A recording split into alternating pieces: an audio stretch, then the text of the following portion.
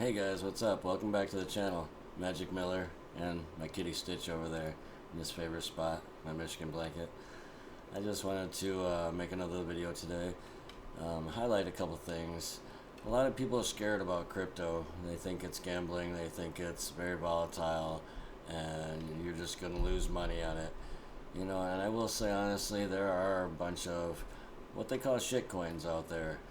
Alright, those are the coins that they say that you'll get rug pulled, and a rug pull means yes, you'll lose your money. And what that is they put coins out there on the market like Solana and other exchanges, and these people make these coins, they get paid for it, but they put these coins out there and there's no value behind them. They have no ecosystem.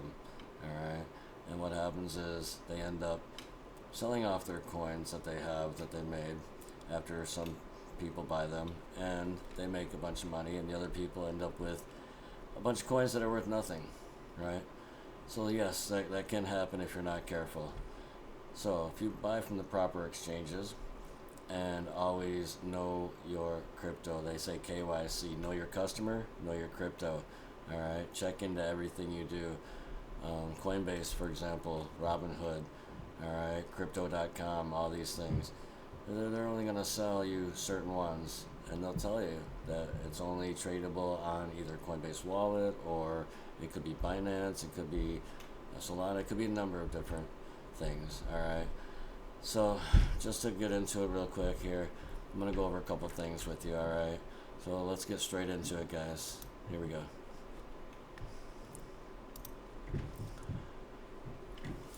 So this is the S&P 500. Top 500 companies in America, right? This is the stock market. Now, none of this is financial advice, just so you know, entertainment purposes only. But if I scroll back on the chart here, right, and we're looking at the years here, we're going backwards quite a bit, right? Over the years, we were way down here at roughly 296, and this was back in October of 1990. $300. As you see, the chart has came all the way up here in 10 years to $1,500 and roughly $50. Now we're going to scroll over a little bit, did a little bit of a drop down, right? This could be market crashing. People say markets crash. Well, they do crash, but they never go back to zero, trust me, ever.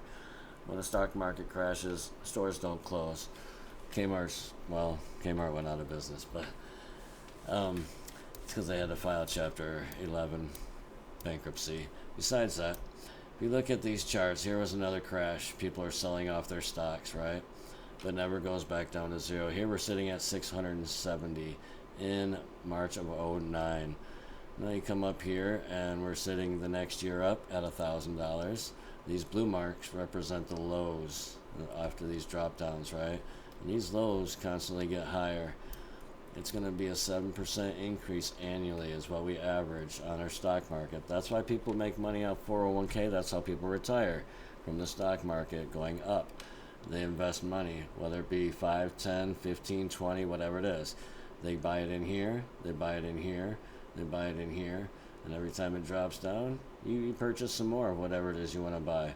Every time these do drop downs, that's when you want to buy. You buy the dips, as they say, and they're going to come back up. Right, as you see here, there's a low, comes up again, keeps coming up. Here's another low, it dropped down twice, right? Roughly the same spot. But again, it increased year after year after year. It keeps going up. Yes, there's another stock market crash right here, 2020, right? Crashed down big time. Everyone thought, oh my gosh, let's sell off. Let's make some money back. Let's get out of here. Some people probably bought in up here, and it started crashing, and then they got scared. And there was probably some people that bought in over here, and it crashed down below what they had, and they're like, oh my god, I'm scared, so they started selling off. No reason to get scared, right? As you see, it comes back, it bounces back up, and here we are today. Now we're sitting up here at almost $6,000, right? It took time to get there, I'm not going to lie. Now let's check out Bitcoin, right? Bitcoin's only been around since 2010. Here we are sitting way down here when it first come out, and it's sitting at $5.08. Here's another little chart that shows you a little bit about the volatility and how it's up and downs. But look how it goes up, right? Going back to this chart right here, you can see here, and it came out and it started to spike up. It hit the red up here and it reached an all-time high of $1,200, and then people sold off, right? Came back down to, let's see here, it looks like roughly about $130. Came back up again, $737. Dropped back down again to what, 250, 230, and then it came back up again, all-time high, 19,000. Yes, people sold off because people are making money, right? Comes back down. We're sitting down here at around 4,000. Comes back up again. Now we're sitting at 12. And it drops, it raises. But if you see the chart, it's constantly moving on an upward swing, right? Here we are, 2024, and we're sitting at roughly 63,000, almost an all-time high again. And this bull run, by the time 2025 is over, right, I would expect this thing to be up here in the red, right? So we're talking up to possibly almost $1 million per Bitcoin. Okay, going over here just for a second, I'll show you the XRP chart. Right, this is on a day chart. Up here you see the day, XRP to the US dollar. Right now, XRP is sitting at 54, almost 55 cents. Since the SEC has been involved with trying to sue XRP as a security, which there's a judge out in California, Torres is the last name, says that it is not a security. But as you can see, we're consolidating sideways, but there is that volatility. And as you can see by the purple marks here, these are my supply and demand zones. This is where you're going to see a lot of consolidation going sideways, right? So when it's up here, this is a supply zone, and people like to sell off. This is, demand zone. This is the supply zone, right? When it hits a supply zone, people start to buy up the supply. And when it gets too high of a demand, people sell off. So it's up and down. Coming over here, it's coming back up again. Now I'm going to show you something that most people don't know about is with these charts, there's what's called gaps in the market. Okay? So if we look at my candlestick chart here, and I want to bring this in just a little bit, you can see with this drop right here, if we count from this bottom candlestick up, this is the first one, second one, third, and fourth, right? Now the top of this candlestick is right here, and I marked this off. That's the first candlestick. If you count up to the third candlestick and mark off the bottom part of this candle, and you see there from the first candle to the third candle, there is a gap in here. This is called a gap in the market. Now if we go back over here to this side and we see where people are buying, right? You look at the first candle and the top of the candle wick is right here. Alright, second candle, now we look at the third candle here and the bottom of this wick is right here. So the bottom of this wick and the top of this wick, that's a pretty big gap. But what happened in that gap, right? It got filled right here. That gap got filled, right? It touched here and it touched in here. This thing got filled. The gap will always have to get filled. The market, I should say, will always have to be filled. That gap is the market that has to be filled.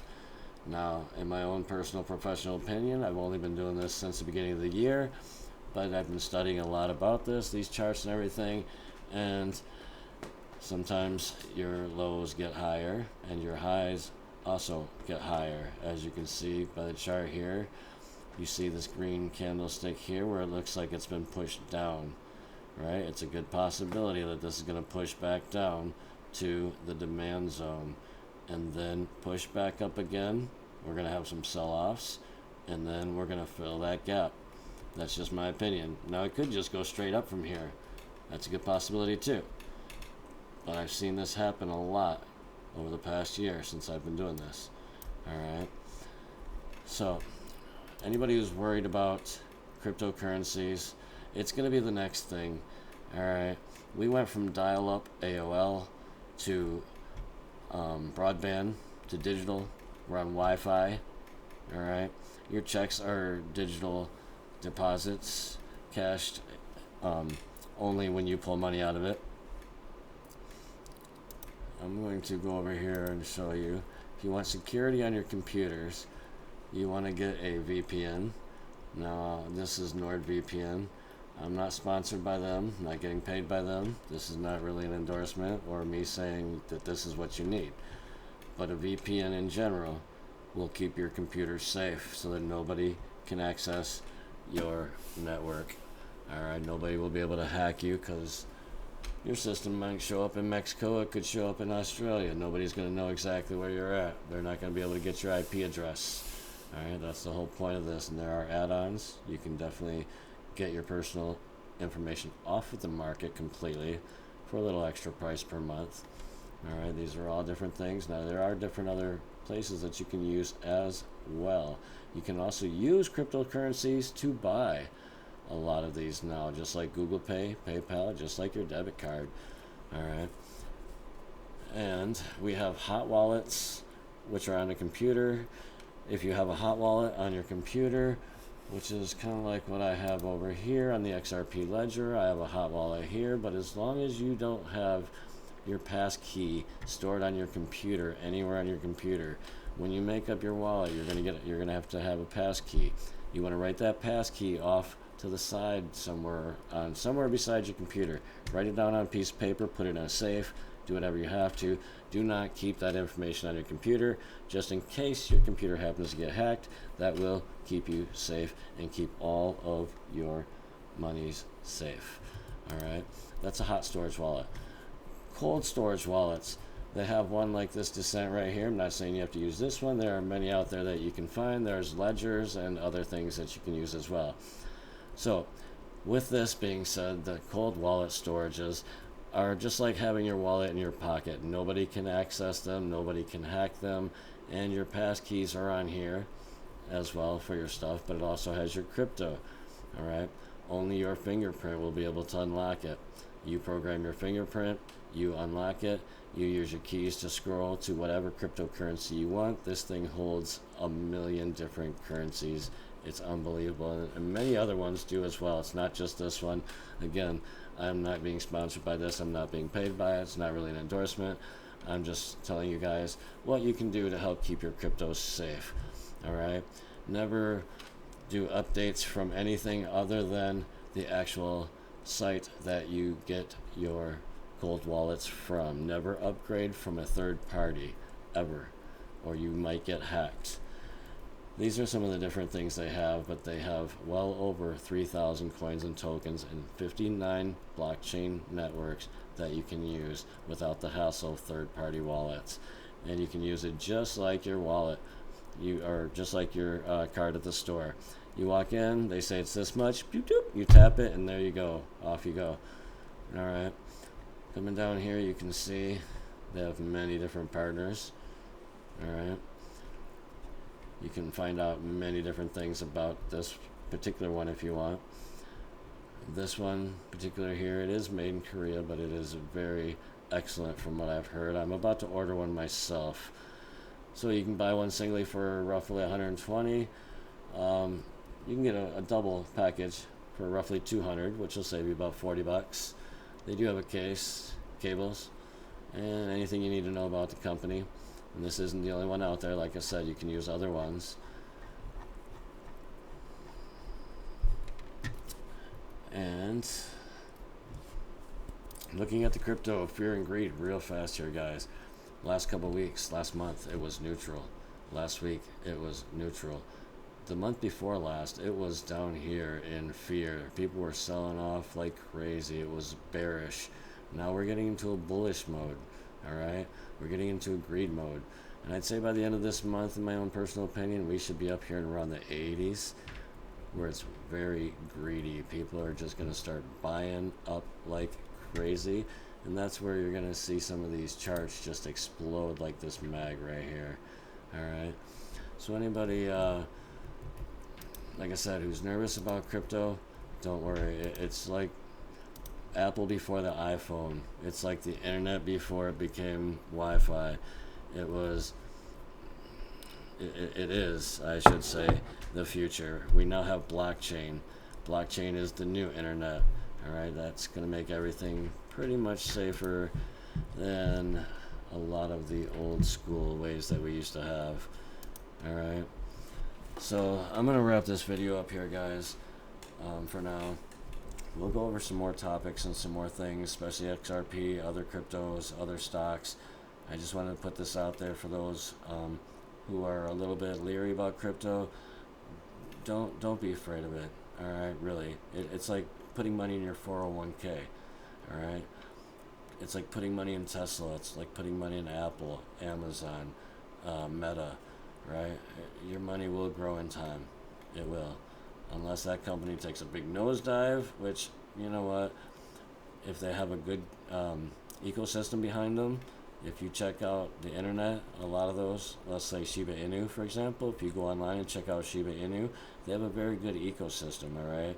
It's not just a shit coin, it's called a meme coin, but they have an ecosystem, they have value to it. They have a lot of things involved, and that's not the only one. There's a lot of them out there, but you have to check on them. XRP is, in my opinion, one of the best out there because it has the fastest transaction times. Bitcoin, I believe it takes about an hour if you wanted to send money to somebody across to California, right? XRP, 4 seconds, guys. It's so fast. Check into it, I swear. But like I said, for now we're going to end this video. We'll get back into some more. Please like, subscribe, share, hit the notification bell if you want to keep up with the new content, and leave some comments down below. Let me know if you want to hear anything, you have any questions, any specific topics you want me to cover, just let me know. Alright guys, thanks for sticking around. If you enjoyed the content, there will be more to come. Have a good day. Thank you very much.